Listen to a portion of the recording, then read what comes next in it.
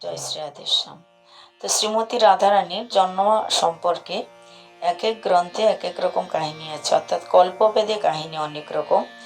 তো একটি গ্রন্থের ছোট্ট একটা কাহিনী রাধারানীর জন্ম সম্পর্কে আমরা আলোচনা করছি, যেখানে রাধারানীর মাতৃকুল এবং পিতৃকুল সম্পর্কেও কিছু আলোচনা আছে। তো এই গ্রন্থে শ্রীমতী রাধারানীর আবির্ভাবের একটি কাহিনী হলো, একবার সূর্যদেব গোলক বৃন্দাবনে রাধারানীকে কন্যারূপে পাওয়ার জন্য ভগবান শ্রীহরির অনেক আরাধনা করেছিলেন। তো ভগবান শ্রীহরি সন্তুষ্ট হয়ে রাধারানীকে তার কন্যারূপে জন্ম দেওয়ার জন্য রাজি হলেন, কিন্তু শর্ত এটাই ছিল, সূর্য দেবতাকে পৃথিবীতে জন্ম নিতে হবে মানব রূপে, তবেই সে মানবের ঘরে রাধারানী কন্যারূপে জন্ম নেবেন। সূর্য দেবতা তাতে রাজি হলেন।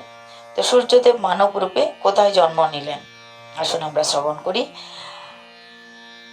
ভগবান সূর্যদেবের প্রতি যখন কৃপা পরবশ হয়ে কন্যা রূপে দিতে সম্মতি প্রদান করলেন শ্রীহরি রাধারানীকে, তখন তিনি গোকুল মহাবনে রাভেল নামে একটা গ্রাম আছে, সেই গ্রামে তিনি গোপের ঘরে জন্মগ্রহণ করলেন। তো গোপের নাম ছিল কি, নাম ছিল মহাভানু। তো এই মহাভানুর ঘরে তিনি জন্মগ্রহণ করলেন, গোপ ঘরে। তারা 5 ভাই ছিলেন। 5 ভাইয়ের নাম কি ছিল? চন্দ্রভানু, রত্নভানু, বিষভানু, সুভানু, প্রতিভানু। এরা হচ্ছে রাধারানীর বাবারা 5 ভাই। এই 5 ভাইয়ের ঘরে 5 ভাই সমানই তাদের দক্ষতা ছিল, কিন্তু 5 ভাইয়ের মধ্যে বৃষভানুকেই তার বাবা রাজা করলেন। কারণ বৃষভানুর যোগ্যতা ছিল রাজা হওয়ার। তিনি যেরকম ভদ্র, নন্ম, আত্মবিশ্বাসী এবং প্রতিভাবান ছিলেন, যোদ্ধা ছিলেন, সব দিক থেকে তার অনেক বিচক্ষণ স্বভাব ছিল। তাই পিতা মহাভানু এই বৃষভানুকে রাজা করলেন। তাদের প্রত্যেকেই খুব ভালো যোদ্ধাও ছিলেন। তাদের 5 ভাইয়ের মধ্যে বৃষভানু রাজ সিংহাসনে বসার জন্য মনোনীত হলেন। এই বৃষভানুই ছিলেন সূর্যদেব। তো রাজা বৃষভানু ভগবান শ্রীহরির ভজন সাধন করতেন এবং শত শত অশ্বমেধ যজ্ঞ তিনি করেছিলেন এবং যথাযথ ধর্মচারণ পূর্ণরূপে সম্পাদন করে থাকতেন। তিনি ছিলেন রাজর্ষি, অর্থাৎ রাজা হয়েও ঋষি। রাজা তো ছিলেন, কিন্তু এত ধার্মিক ছিলেন তাকে ঋষির সঙ্গে তুলনা করা হয়, এবং তার মহান গুণাবলীর জন্য তিনি সকলের শ্রদ্ধাভাজন হয়ে উঠেছিলেন। এবার তার মায়ের দিকের কথা শুনি।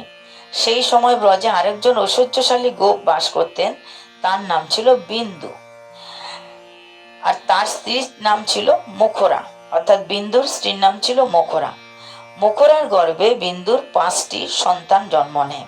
কি কি নাম? ভদ্রকীর্তি, চন্দ্রকীর্তি, মহাবল, মহাকীর্তি ও শ্রীদাম। এরা 5 ভাই ছিল। তো মুখরার গর্ভে 5টি সন্তানের জন্ম নেয়। 5টা সন্তান কে কে? ভদ্রকীর্তি, চন্দ্রকীর্তি, মহাবল, মহাকীর্তি ও শ্রীদাম। এরা 5 ভাই। আর কন্যারা কি ছিল? তাদের কন্যা ছিল ভানুমুদ্রা, কীর্তিমতী এবং কীর্তিদা। কিছু পুরাণ অনুসারে এই কীর্তিদাকে কলাবতীও বলা হয়, অর্থাৎ রাধারানীর মায়ের নাম আমরা অনেক জায়গায় কীর্তিদা সুন্দরী পাই, আবার অনেক জায়গায় কলাবতীও পাই। মানুষ একটাই, নাম দুটো। এটা এখানে ভেঙে রেখেছেন। বৃষভানু বিন্দু দহিতা কীর্তিদাকে বিবাহ করেন। তো ওই যে রাজা বৃষভানু, মহাভানুর পুত্র, তিনি কীর্তিদাকে বিবাহ করেছিলেন, কিন্তু বহু বছর অতিবাহিত হয়ে গেছে, তবু তাদের কোনো সন্তান জন্ম নিলেন না। খুব দুঃখে দিন যাপন করছিলেন। অনেক যাগ যজ্ঞ তপস্যা অনেক কিছু করেছে, বিশেষ পূজা অর্চনা দান ইত্যাদিও করেছে। একদিন সাথে কীর্তিদা তাকে পরামর্শ দিলেন, স্বামীকে পরামর্শ দিলেন যে, হে স্বামী, আপনি কাত্যায়নী মায়ের পূজা করুন, তাহলে দেবী কাত্যায়নী সন্তুষ্ট হয়ে আমাদেরকে একটা কন্যা সন্তান প্রদান করবেন। তো বৃষভানু কাত্যায়নী মায়ের পূজা শুরু করলেন। দীর্ঘদিন তিনি মৌনব্রত ধারণ করে উপবাস থেকে মাতা কাত্যায়নীর ব্রত পূজা করছেন। একদিন তিনি নিবিষ্ট মনে পূজা করছেন, তখন আকাশবাণী হলো। আকাশবাণী কি বলল? নেপথ্য একটা কণ্ঠস্বর শুনলেন, হে বৎস, হরির নাম গ্রহণ ব্যতীত কর্ণ শুদ্ধি হয় না। সে আকাশবাণী বলছে, হে বৎস, তুমি যদি হরির নাম গ্রহণ না করো তাহলে তোমার কান শুদ্ধ হবে না। হরির নাম গুণকীর্তন হচ্ছে সর্বাপেক্ষা শুভ এবং মঙ্গলপ্রদ, অতএব তুমি যথাযথ ক্রমে হরির নাম গ্রহণ করো। অর্থাৎ হরির নাম গ্রহণ করার পর মা ভগবতীর কাত্যায়নীর পূজা করতে বলা হয়েছে। তখন মহারাজ বৃষভানু যমুনা নদীর তটে স্থিত ক্রুতমণির আশ্রমে গেলেন। ক্রুতমণির আশ্রমে গিয়ে তিনি হরির নাম মহামন্ত্র গ্রহণ করলেন। ক্রুতমণি ভগবান তাকে যে দিব্য মন্ত্র গ্রহণ করালেন এবং বিধিবিধান বলেও দিলেন, সে মন্ত্রটা কি ছিল? সে মন্ত্রটা ছিল হরে কৃষ্ণ কৃষ্ণ কৃষ্ণ হরে হরে, হরে রাম রাম রাম হরে হরে। এটা শুধু মন্ত্র নয়, মহামন্ত্র। এই মহামন্ত্র ক্রুতমণি বৃষভানুকে অর্থাৎ শ্রীমতী রাধারানীর বাবাকে কানে প্রদান করলেন।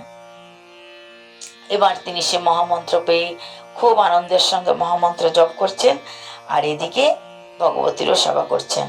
শাক্ত, শৈব, সৌর, বৈষ্ণব কিংবা গানপত্য সাধক যেই হোক না কেন, কেবল হরির নাম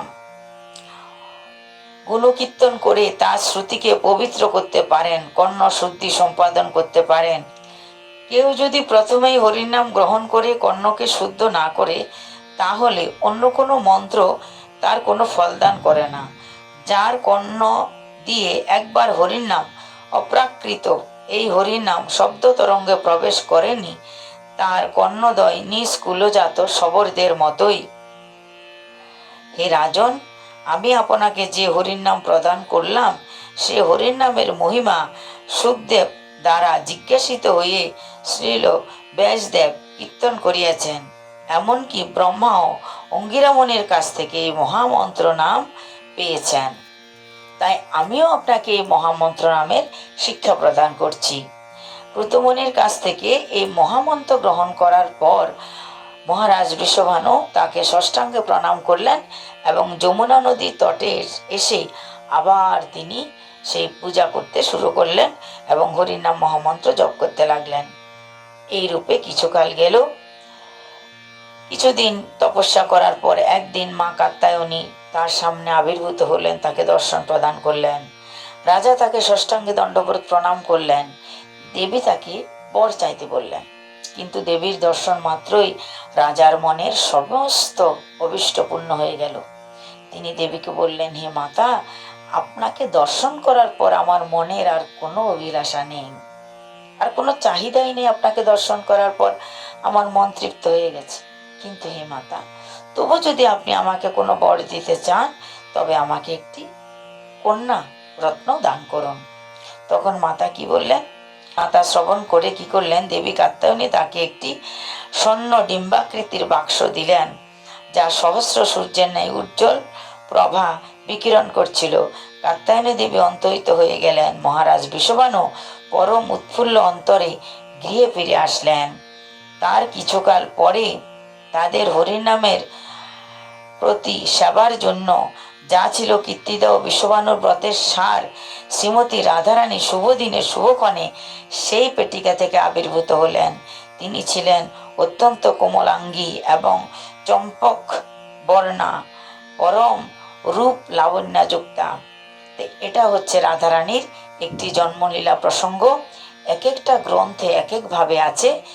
একটা জন্মলীলা প্রসঙ্গ আজকে আমরা শ্রবণ করলাম, যেভাবে রাধারানীর জন্ম হয়েছে। তাছাড়া আরো দু রকমের জন্ম কাহিনী আছে কল্পভেদে। ওই দু রকমের রাধারানীর জন্ম কাহিনীও আমরা পরবর্তীতে শ্রবণ করবো একে একে। আজকে আমরা এটুকুই বিশ্রাম দিচ্ছি। জয় নিতাই, জয় শ্রী রাধেশ।